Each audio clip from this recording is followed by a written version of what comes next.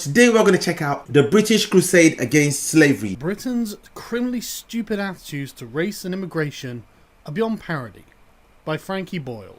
For those who aren't aware, Frankie Boyle is a famous Scottish comedian who is most renowned for being pretty damn offensive. Needless to say, I'm a fan of his.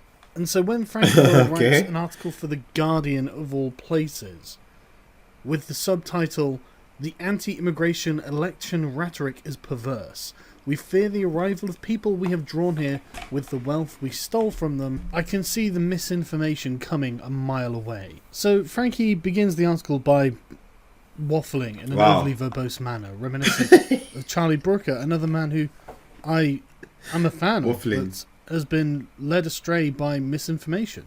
And it's full of these sort of contradictions that I'm sure sounded good when he was writing them, but when you actually think about it, are rather silly. I mean, here he is pointing out the irony of the leaders being nationalist and warning about the Scottish National Party, after making a crack about how the Scottish discovered penicillin and taking credit for this for some reason. And for some reason, he seems to mix up the concepts of trade and immigration. But these really aren't very important. I'm not even bothered that he just assumes that an Australian-style point system for immigration will obviously be a racist system that caters exclusively to white people. You know, this is despite the fact that a Cambridge economics professor has warned the sheer scale of immigration has caused problems for the UK's infrastructure, which was largely built in the 70s. But you know what? None of that really bothers me. What really bothers me is Frankie Boyle's attempt to make British people feel ashamed of Britain's involvement in the slave trade. That really gets my goat, because Britain's involvement in the slave trade is one of the most proud accomplishments of British history. And I know what you're thinking, oh my goodness, slavery is bad. And that's correct. Which is why the British ended it. For everyone. If we just take a cursory look at the subject, you can see how it is not nearly as cut and dried as Frankie makes it out to be. Even the very word slave comes from Slav, because of the sheer number of Slavs taken as slaves by conquering peoples. But Frankie is trying to drum up white guilt. So let's talk about African slavery. The Portuguese were the first Europeans to start exploring the West African coast. And they did indeed capture African natives to be brought back to Portugal as items of curiosity. Europeans who travelled to Western Africa discovered that Western Africa had civilizations of its own. For example, a Dutch visitor to Benin City wrote in around 1600, "As you enter it, the town appears very great. You go into a great broad street, not paved, which seems to be 7 or 8 times broader than the warmost street in Amsterdam. The houses in this town stand in good order, one close and even with the other, as the houses in Holland stand. More than a century earlier, Benin exchanged ambassadors with Portugal. The Portuguese did take a few Africans back to Europe, but they didn't need to set up operations because they discovered that there were already thriving slave trades in Africa. And so they bought slaves from African rulers and traders.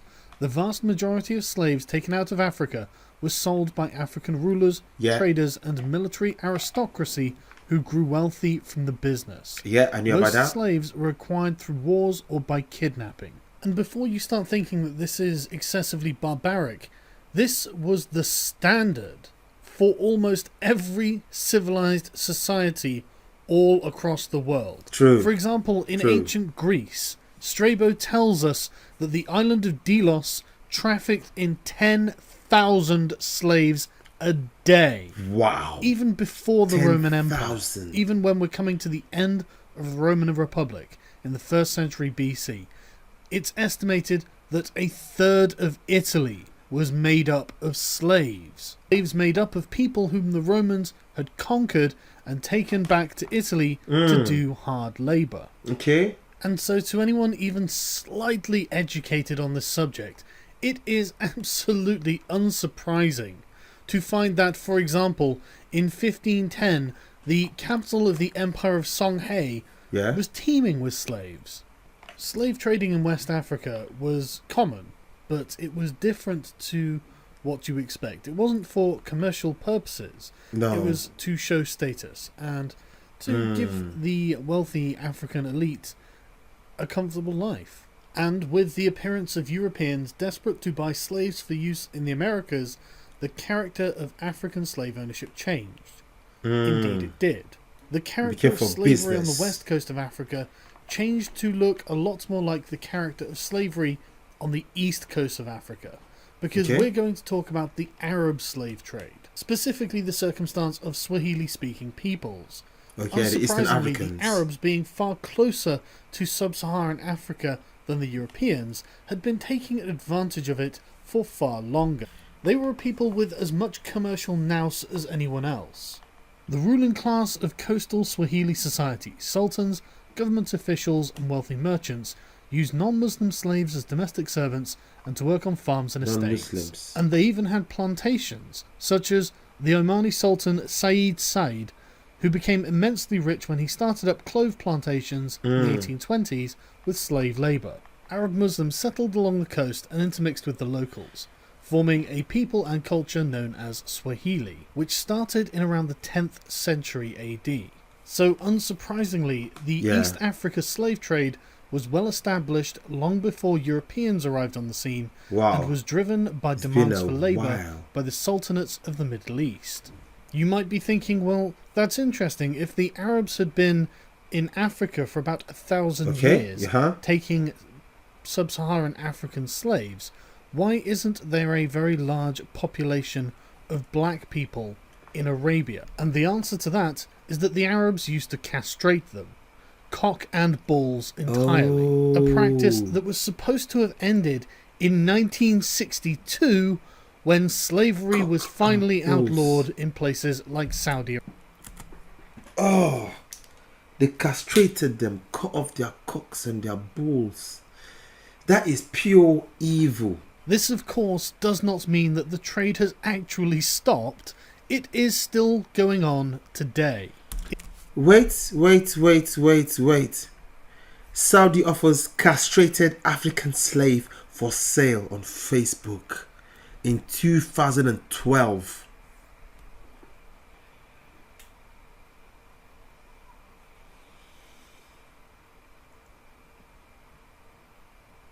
Actually stopped.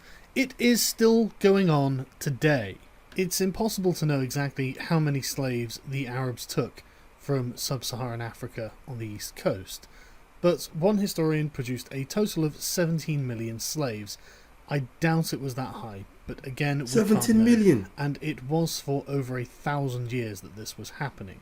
The point is that slavery was ubiquitous. No matter where on earth you travelled, you found slaves. In Europe, in China, in the Middle East, in the New World, in India, in Scandinavia, in Africa. Slavery was as common an institution as animal husbandry. The only thing that separated the Christian nations of Western Europe from anyone else on earth was the efficiency with which they could transport taken slaves. And it should come as no surprise that this was made possible by advances in technology that the rest of the world simply didn't have. The most common number I could find regarding the total number of slaves taken from Africa by Europeans was 11 million, and that is in about a 400-year time span. Portugal took the most slaves, with over 4.5 million transported to the New World. Then Britain with over 2.5 million, then Spain and France totaling just under 3 million. And just so no one is under any illusions, the transatlantic slave trade must have been close to hell on earth. I can imagine. Slaves were taken from Africa and packed into conditions so disgraceful and disgusting, it is unsurprising that there was such a high mortality rate for the crossing. As offensive as this is to look at, we have to remember that this is a consequence of dehumanization. Yeah, definitely. The slaves were not people, they were chattel. It will obviously come as absolutely no surprise that the driving motivation behind slavery was economic. Portuguese merchants traded with Africans from trading posts they set up along the coast. They exchanged items like brass and copper bracelets for such products as pepper, cloth, beads, and slaves, all part of an existing internal African trade. But the transatlantic slave trade really took off when Christopher Columbus discovered the New World. The Portuguese initially had a monopoly on the slave trade, but this was broken in the 16th century when England, followed by France and other European nations, entered the trade. Unsurprisingly, this was a massively profitable trade for everyone involved except the slaves. Africa's... Of course, imagine, it's going to be very profitable for the other people, but for the slaves, it's going to be pain, it's going to be sadness, it's going to be devastating. Slaves. Africa's rulers, traders, and military aristocracy protected their interest in the slave trade. They discouraged Europeans from leaving the coastal areas to venture to the interior of the continent. European trading companies realized the benefit of dealing with African suppliers and not unnecessarily antagonizing them. The companies could not have mustered the resources it would have taken to directly capture the tens of millions of people shipped out of Africa. It was far more sensible and safer to give Africans guns to fight in the many wars that yielded captives for trade. The slave trading network stretched deep into Africa's interior. Slave trading firms were aware of their dependency on African suppliers, and these African suppliers were making insane amounts of money. For example, the King of Benin was making £250,000 a year selling people into slavery in 1750. And his successor said in the 1840s that he would do anything the British wanted him to do, apart from giving up the slave trade. No way. The slave trade is the ruling principle of my people. It is the source and the glory of their wealth. The mother lulls the child to sleep with notes of triumph over an enemy reduced to slavery. Wow. With an industry so profitable to so many people involved, and so widespread as to be common to almost every nation on earth, why would the British want King Gezo to give up the slave trade? Well, we need to turn back the clock to 1066. This is crazy. When a French-speaking Duke of Viking descent called William the Bastard defeated King Harold Godwinson of England. William the Bastard was refashioned as William the Conqueror and took the crown of England. And one of the first things he did as King of England was to have the entire country inventoried. This record was known as the Doomsday Book, and we still have it. I know the book. Thanks to this hard work, we know that around 1086, 10% of the recorded population of England were slaves. 20 years earlier, when he had first conquered England, William had enacted a series of laws, one of which prohibited the slave trade out of England. I prohibit the sale of a man by another outside of the country on pain of a fine paid in full to me. We don't know what William's motivation for making this law was, but given that the punishment for breaking it was a fine, I doubt it was for humanitarian reasons.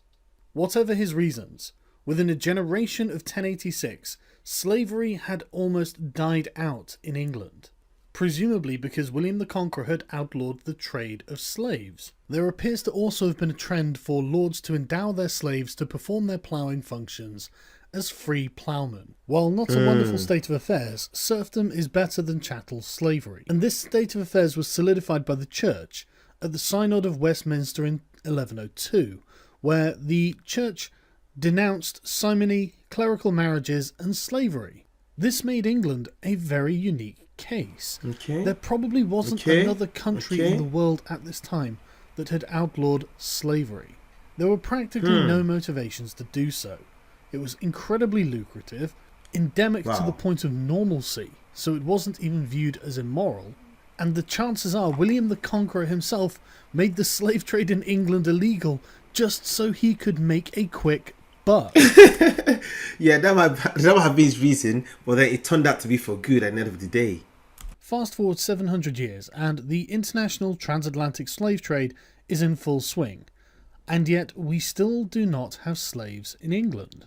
And this is where we meet a man named Granville Sharp, a very well-educated, rationalist thinker of the Enlightenment, Okay. who became an active campaigner for the abolition of the slave trade. Granville had had previous legal success defending Jonathan Strong from his erstwhile slave master Okay. after being brought to England from the colonies. But we're going to look at the subsequent... Wait. Let's take that back a bit. I missed it. Let me start from the top again. Granville had had previous legal success defending Jonathan Strong from his erstwhile slave master after being brought to England from the colonies. But we're going to look at the subsequent Somerset case. James Somerset was a slave from Virginia in America who had come to England with his master Charles Stuart in 1769 and had run away in October 1771. After evading slave hunters employed by Stuart for 56 days, Somerset had been caught, put onto the slave ship Anne and Mary to be taken to Jamaica and sold. 3 Londoners had applied to Lord Mansfield for a writ of habeas corpus, which had been granted, with Somerset having to appear at a hearing on the 24th of January in 1772. Members of the public responded to the plight by sending money to pay for his lawyers, who in any event gave their services pro bono publico, been caught, put onto the slave ship Anne and Mary to be taken to Jamaica and sold. 3 Londoners had applied to Lord Mansfield for a writ of habeas corpus, which had been granted, with Somerset having to appear at a hearing on the 24th of January in 1772. Members of the public responded to the plight by sending money to pay for his lawyers, who in any event gave their services pro bono publico, while Stuart's costs were met by the West Indian planters and merchants. Given his prior legal experience with the Jonathan Strong case, Sharp briefed Somerset's lawyers. The judgment was delivered on the 22nd of June 1772, and it was a clear victory for Somerset, Sharp, and the lawyers who had acted for Somerset. That's very Mansfield acknowledged that English law did not allow slavery, Yeah. and only Yeah. a new Act of Parliament could bring it into legality. The verdict established one thing very clearly. A slave becomes free the moment he sets foot on English soil. Wow. And this was, according to Lord Mansfield, Upon setting feet in England, a slave becomes free. That the air of England is too pure for any slave to breathe. No matter what reason William the Conqueror outlawed slavery for, by the time this judgment was drawn by Lord Mansfield, it had become a point of principle. This precedent wasn't set for Mansfield's personal interests. This precedent was set to determine right from wrong. Granville Sharp went on to co-found the Society for Effecting the Abolition of the Slave Trade with fellow like-minded Enlightenment thinkers. And after 20 long years of campaigning in Parliament, which I won't detail here, they were successful in their goal of abolishing the international slave trade in 1807. Now, if you know anything about 1807, you'll know that this was during the War of the Fourth Coalition, where Napoleon Bonaparte was savaging great powers all across the European continent. Napoleon Bonaparte. The Napoleonic Wars led to new territorial acquisitions for Britain and helped stuff Parliament with more abolitionists than they had before, which is why the bill providing for the abolition of the slave trade to conquered territories triumphantly passed in both houses. And the following year this was superseded by a stronger measure that outlawed the British Atlantic slave trade altogether. But given the raging war in Europe, it was rather difficult to enforce due to a paucity of available resources. After 1807, the Society for the Abolition of the Slave Trade, having achieved its goals, became the African Institution, whose principal aim was to ensure the new legislation was enforced and that other countries followed Britain's example. Persuading other countries to join Britain outlawing the slave trade proved more difficult. Despite the efforts of the African Institution and those of British ministers, the Congresses of Paris and Vienna in 1814 and 1815 both failed to reach a specific agreement. Given that this was at the end of the Napoleonic Wars, it's hardly surprising that there was French opposition. Where diplomacy had failed, the Royal Navy had to succeed. It's one thing declaring a writ that people may no longer profit from the trading of human beings, it's another thing to enforce that. Enter the West African Squadron. The West Africa Squadron was a detachment of the Royal Navy that was given the task of blockading Africa, the continent, to make sure that slave traders were not taking slaves to the Americas. Needless to say, in 1807, there was only a token force performing this operation, comprising of 2 ships. This number was increased to 5 ships until the force that. Enter the West African Squadron. The West Africa Squadron was a detachment of the Royal Navy that was given the task of blockading Africa, the continent, to make sure that slave traders were not taking slaves to the Americas. Needless to say, in 1807, there was only a token force performing this operation, comprising of 2 ships. This number was increased to 5 ships until the War of 1812 with the United States. But after 1815, with Britain victorious in Europe and supreme at sea, they were trying to ensure the end of slavery. The institution of slavery was formally abolished in the British Empire in 1833. Amazing. And by the 1850s, around 25 vessels and 2,000 officers and men were on the station, supported by nearly 1,000 crewmen. Experienced fishermen recruited as sailors from what is now the coast of modern Liberia. It's worth noting that this was not a pleasant job, and the mortality rate was 5 times higher compared with fleets in the Mediterranean or in home waters. To help incentivize the crew, money was actually given to each crew per slave that they freed. But there was a real zeitgeist in Britain for the abolition of slavery. For example, the pursuit and capture of slave ships became celebrated naval engagements, widely reported back in peacetime Britain. They became a source of national pride. So it's no wonder that many of the crews really did have an evangelical zeal. They loved it. Evangelical anti-slavery patrolling. Zeal. However, I don't want to give the impression that this was all for humanitarian reasons. There's no doubt that Britain, in her foreign policy, used her anti-slavery laws as a stick with which to beat her opponents, primarily the Spaniards and the Portuguese, who refused to conform to these demands. Britain demanded Spain, Portugal, and the very new nation of Brazil to declare slave trading to be piracy. And while these nations paid lip service to these principles, they failed to enforce them, which led to a British blockade of Brazil by 1850, which of course forced the nascent Brazilian Empire to capitulate. And it didn't end there. No. In the 1860s, David Livingstone reports of Arab atrocities against enslaved Africans stirred up the interest of the British public, reviving the flagging abolitionist movement. Throughout the 1870s, the Navy attempted to suppress this abominable eastern trade at Zanzibar in particular. Needless to say, the British Navy continued their mission against the slavers across the Indian Ocean. The abolition of slavery became the British project. It captured the hearts and minds of the entire country, from the highest lord to the lowest peasant. This is certainly how the British saw it. For example, this spirit of chivalry, we see it in acts of heroism by land and sea, in fights against the slave trade. Alfred Tennyson, the unweary, unostentatious, and inglorious crusade of England against slavery, may probably be regarded as among the 3 or 4 perfectly virtuous pages comprised in the history of nations. Back then, they fought hard against slavery. Now, the war is the war against racism. William Lecky. All of this was done against the vested financial interests of hundreds of thousands of people. Entire nations were against the idea of abolishing slavery and the slave trade. The very notion was alien to the human existence until Britain made it happen. In the 19th century, if you saw a ship bearing down on you, flying this flag, and you were a slave trader, you knew that this flag stood for liberty. This was the flag of a nation that defied human convention for a point of principle, and spent its blood, sweat, tears and treasure to enforce it on the world. So much passion. This is the flag of a nation that accepted the absolute moral truth that slavery is wrong. No matter what riches can be amassed, no matter what power can be gained, no matter the cost. Slavery had to be abolished. That was the British Crusade. When Britain held the reins of world power, that is what she did with it.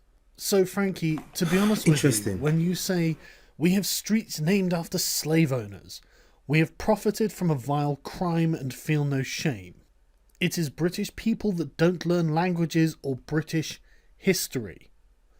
Britain is the true scrounger, the true criminal, I have to concur.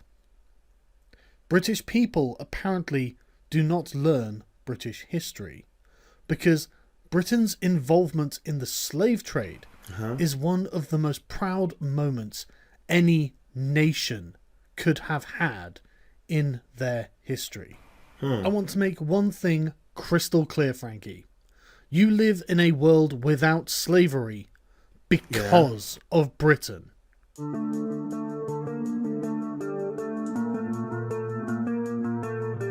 I'm so tired of people plucking a wrong from history,